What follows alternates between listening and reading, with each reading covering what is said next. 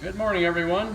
I came into the shop this morning, and it's a Sunday morning early. Had to do a couple things here, and I walked in, and lo and behold, here's Dan over here. The topic of our movie today is going to be the famous government job. He's got a government job to do, so he's come in here on his own time and is going to work on this project. And this project he's got is not your household appliance that he's fixing or your garden tractor. What do you got here, Dan? It's a cylinder off of a 1913 40 horse case steam engine. You might recognize Dan from our previous videos where he was talking about some of the steam engine parts that they refurbish and railroad parts, and he was driving the steam engine on the one video. So this is the what did you say it was? The valve housing? Yeah, the cylinder assembly. Yeah, you got the piston, and then you got the valve chest up here. Oh yeah, let's take a look in there. See what we got. He's facing off the valve seat down in there. You can see a newly machined surface there. And okay, explain what that is there, Dan. So the steam engine, unlike an internal combustion engine, it's power on both sides of the piston and on the stroke. So this port goes to this side of the cylinder, or to the piston. This one goes to the opposite side, and in the middle is exhaust.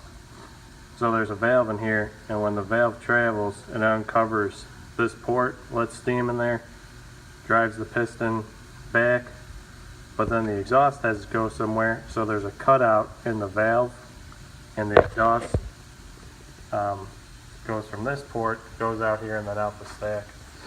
I imagine some of our viewers are really interested in knowing where the whistle is on this thing, the steam whistle. Yeah, it's in a different spot. It's not in here. Can you simulate the steam whistle? No, I can't Let's whistle. hear it. I can't whistle. Oh, okay, all right. We won't have you do it. Anyhow, he's got a long extended cutter in there, and we've got a power drawbar on this mill here. You can see that spins the drawbar and pneumatically pulls that up tight. You want to loosen that thing up or take it out and see, in and out that easy she goes. There's a button right over here underneath the control that's for in and out, and so it's easy and quick to replace that. On Bridgeport mills, you've got an R8 collet. This thing here is a Cat 30 collet, and it goes in and out pretty quick. You don't have to reach way up on top of the machine to do a drawbar. Anyhow, Dan's got this working here. He's probably going to try to get this done so he can go home and have lunch here sometime today. But he's got a few things out on his table here, tools. You can see big breaker bar there for tightening all this stuff down and unbolting some of the screws and stuff. A couple other projects he's got in the works here. We made some big roller stands. Happens to be for the company his uncle works for, so we'll have to give Uncle Bob a little attaboy on that one. But that thing is all fabricated from a couple of burnout plates, and we've bored it and welded it and painted it, and it looks beautiful there. And it's going to be doing the same thing as this roller stand. This is one kind of an original one that we had to just rebuild and repair. They were missing a couple, so we built two new ones for them. And you can see he's got a sign there, needs grease. Don't forget about putting grease on all your equipment. That'll make it last a longer time period. Also, last week we did a video on machining a spline in the lathe, and I wanted to do a video today, but just didn't get around to getting everything set up in time here.